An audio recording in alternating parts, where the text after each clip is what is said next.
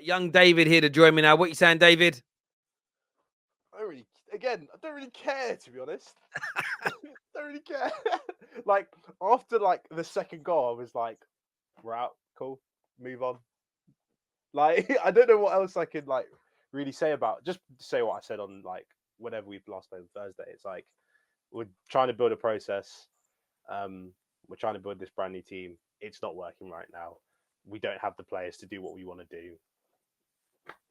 It's peak. Life's like there's not much more to say than life's peak right now. So yeah. What do you make though? What do you make of people calling for Potter's head? Do you think this is on Potter, or do you think this is on some of the players who just are not putting the shifts in? What are you saying? I think it's more on players not putting the shift in. If I'm being honest, we can all have our issues with Graham Potter, but like even before Tuchel left, there was a bit of a slide going on, and I don't think Tuchel would have had a slide this bad, but there was a slide going on, and then the manager before Tuchel, slides happen, and so on and so forth. And the only consistent thing is the players. Like again, Conor Gallagher is awful. Mason Mount today was awful. Kai Havertz today was awful. Hakim Ziyech today was awful. And you can only go through so many managers who play various systems before we start going, you know what? The players might just not be very good. Mm. I mean, That, like, yeah, there's just I want you want to sit there and be like, oh, it's just Graham Potter. That's like the easy way out. But like, we've done this before, and it keeps happening all the time. So clearly, there's got to be like we've got to do complete reset before anything, before we can say anything really. Is Potter the guy? Maybe, maybe not. But I don't think we can judge it off these players because the players just aren't doing what they're meant to be doing. I don't care how bad of a coach like Graham Potter is. Some of the performances are just unacceptable. They just are. yeah. No, they certainly are. They certainly are, and that's why my personal feeling is stick with Potter, bring in new players, and give it time. I mean, your season is practically over now because top four looks done.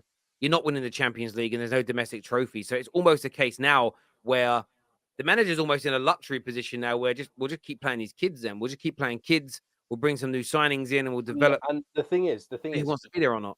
like when the kids come on, they put in better performances than the older players.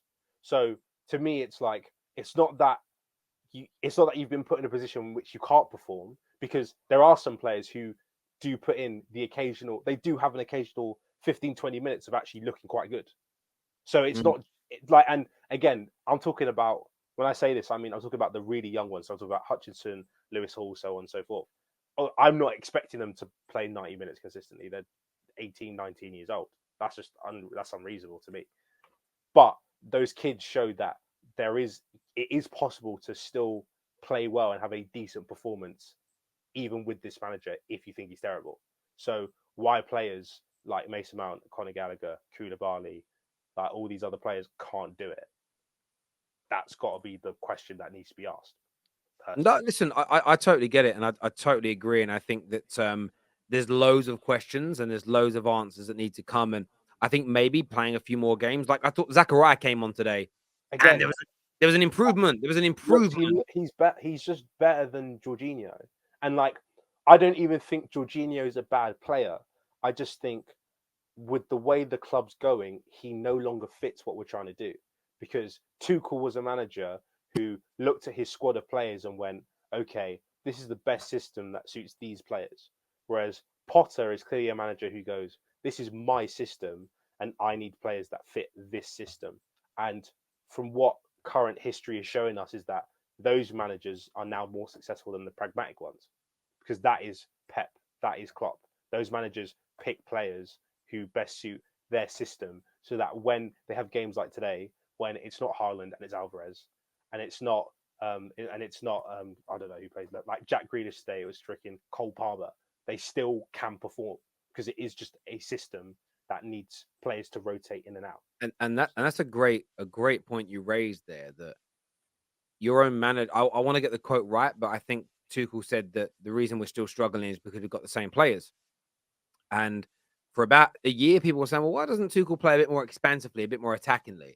And the theory was because he didn't have the players that would be able to do it. So he played defensively, won more games, of course, won a trophy, massive trophy, got to cup finals and won the World Club Championship and stuff. But Chelsea fans wanted to be more expansive. Graham Potter is probably, as you say, is more ideologically driven, which is this is how I play, irrespective of home away, quality of my squad, injury problem. This is how we play, and it's exposing people. And what you find this does, Graham Potter's method, lots of managers will see this where players go, I can't do it. Ralph Ragnick had it when he tried getting United players to do it last year. They down tools. They down tools and they stop trying. That way it makes the manager look bad because they're not playing how they want them to. And I would say fans are entitled to an opinion, and it can be right or wrong. It doesn't matter because we're not privy to that internal information. But this is about Chelsea Football Club getting that decision right and correct, and moving forward. And if they do end up investing big this January, they've already spent a good few mil. If they do end up landing a Mudryk or an equivalent, a Thuram or an equivalent, Enzo's still on. They're still talking about that. If he ends up landing players like that, surely Potter has to be given time to get those players integrated and working and moving forward. But yeah, I don't think there's even a conversation about whether Graham stays or he goes. To me, I think Graham. I don't think we're going to get relegated. So if we don't get relegated, I don't see why they'd sack him because they've invested so much in terms of bringing everybody over from Brighton and getting a new scouting department and getting a new this and getting a new that. So that's all been effectively, you'd hope it's all been planned before. We don't know what's going on behind the scenes. Maybe one day Bodie just woke up and said, you know what? Do you know what's really nice? How about we just get a sporting director today? That might have been what happened. And if so, my club's already we're already screwed. No matter what we do, we're already screwed. But you'd like to hope that these people had sat down and thought about this and gone worst case, best case, so on and so forth. So to me, it's like we're already in a situation where I think the club kind of expected to be here. Maybe not this badly, but they said, okay, we're going to bring in this guy and he doesn't have the players that he clearly needs. So we're going to let him stay and he's going to have to build this up from effectively from the ground up. And because we're building from the ground up, it's not going to start off great. You've got to put in a foundation first because we've been doing this whole sack manager, new manager, sack manager, new manager. There was no foundation. It was just, we'll put loads of quality. We'll just try and put as much quality in the team. And we'll see what happens. Whereas now I think we're going to build that essentially led to Tuchel not being able to play his idealistic way of football because there wasn't the quality there. And now you're seeing this because there's no long-term plan. And I'm honestly I'm so split with it. I understand the calls for sacking the manager because it looks bad, but equally, I know what I've been calling to happen at my club for not 17 years, but since Fergie retired. We had it under Fergie, even though the Glazers were there, is that continuity. And people think you can't create those Fergie eras. You can, but it's the club that runs it, not a manager anymore. The manager is now an interchangeable part of a football club where it never used to be so much. And that's what Chelsea have got to try and get right. And I mean, it has spent a lot of money now. Obviously, Badashila's in now as an example.